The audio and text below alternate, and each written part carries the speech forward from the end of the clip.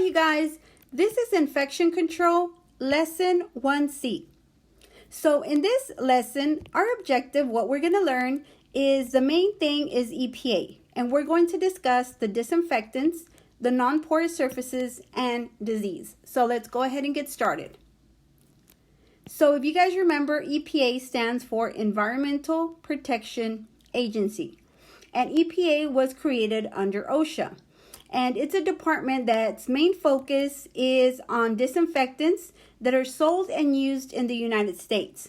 So one of the main responsibilities of EPA basically is to make sure that disinfectants are registered with an EPA registered number. Okay, so what this is if you were to look behind this bottle of Barbicide, okay, that is usually sold at different beauty supplies, you would see that it would have a registered number, okay? And for example, 1100, okay?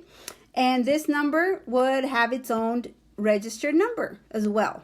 And this one would have its own EPA registered number, okay? So they make sure that each disinfectant has its unique EPA registered number. So why is it important that they each have their unique registered number? Well, they want to make sure that when used correctly, it will be effective against pathogens. So what this means is you don't want to buy a product that is not approved by EPA and does not have an EPA registered number, because it might have ingredients that are toxic, or might not kill the bacteria that can cause cross-contamination within your tools, okay? So you want to make sure that you're always using disinfectants that are EPA approved, basically that they have a registration number on the back, okay? And this will ensure you that you're using a legit, basically, disinfectant, okay? Also, one of the things that EPA wants to make sure that everybody does is you want to make sure that you follow the mixing instructions. So for example, if it tells you 1.5 cup of Barbicide, okay, and it tells you 1 cup of water, then it makes sure that all that information is on the back of the disinfectant, so that whenever you are going to use it, it is diluted properly and it is effective. It's strong enough, okay? So EPA makes sure that there is instructions for mixing the product if necessary. Some already come diluted, so you don't need to mix it. Okay, EPA also makes sure that you know the correct contact time. So what does that mean?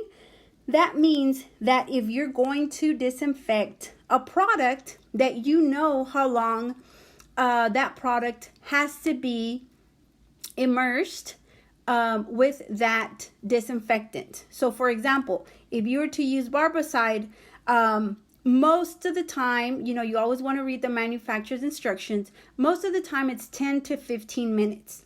So if you only leave it for 5 minutes, is it going to do what it needs to do to disinfect that product?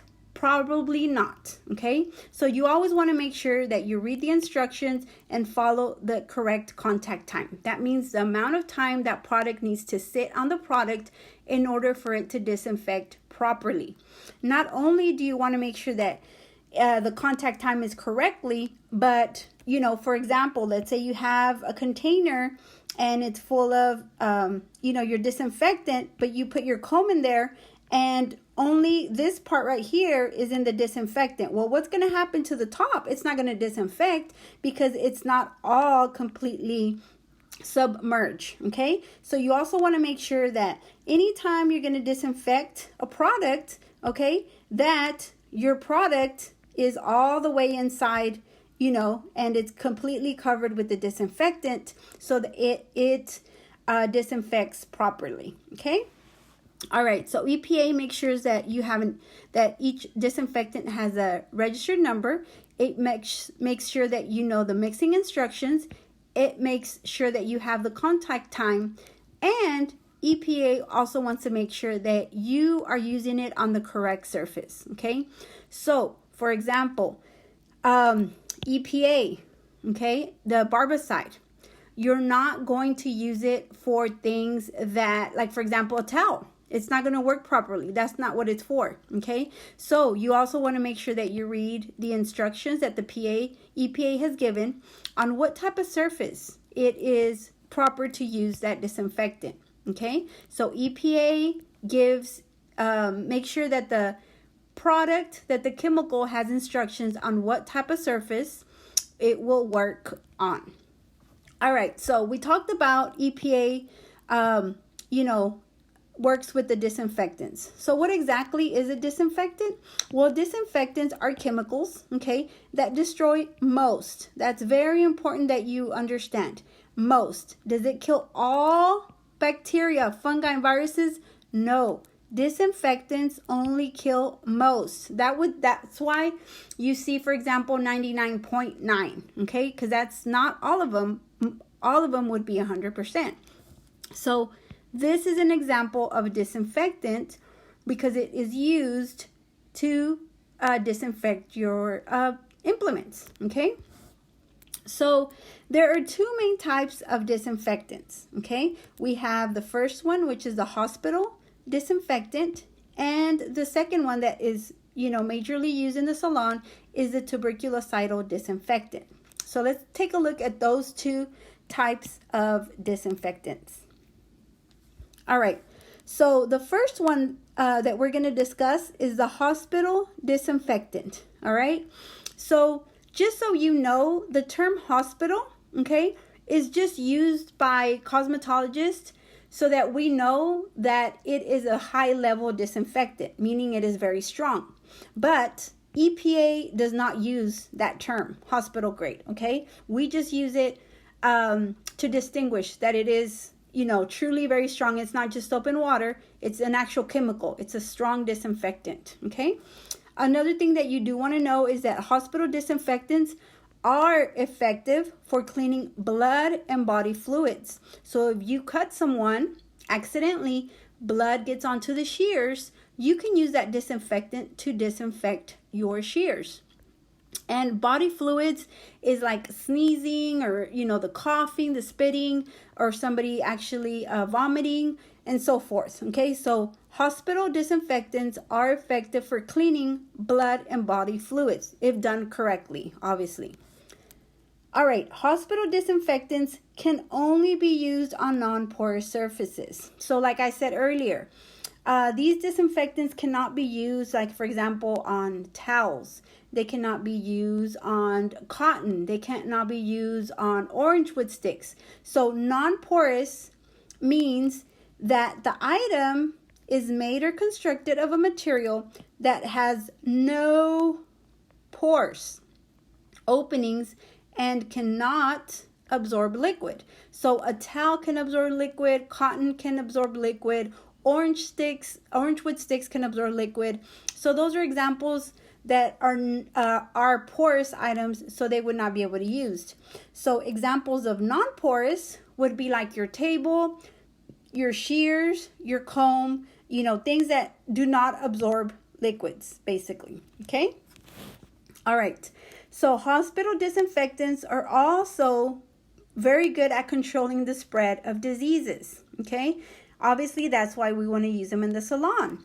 So what are diseases?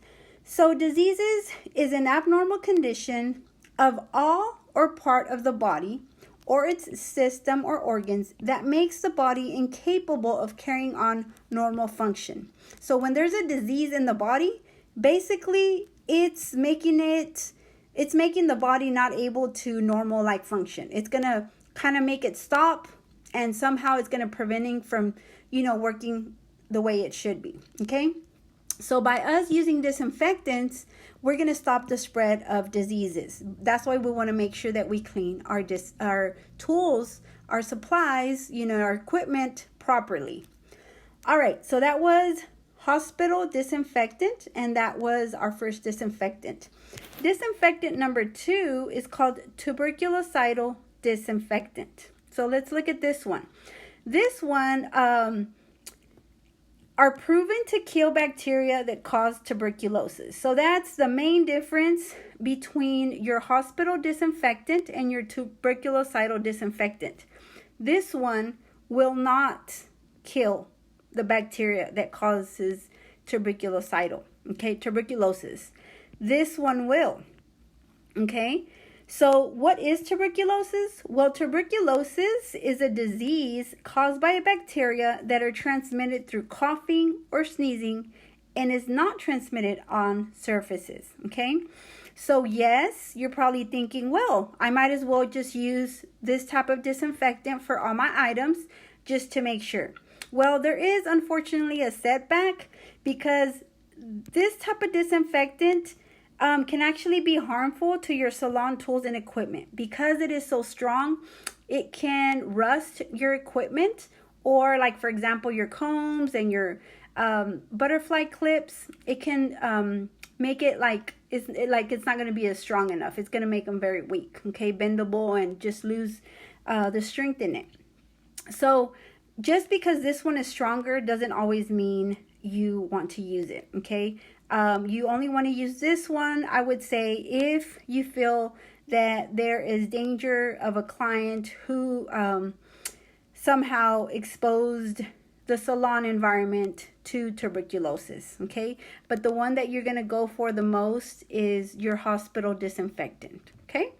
All right, you guys, well, make sure that you guys know all the information on the hospital disinfectant and all the information on the tuberculosidal, and understand the difference between these two disinfectants.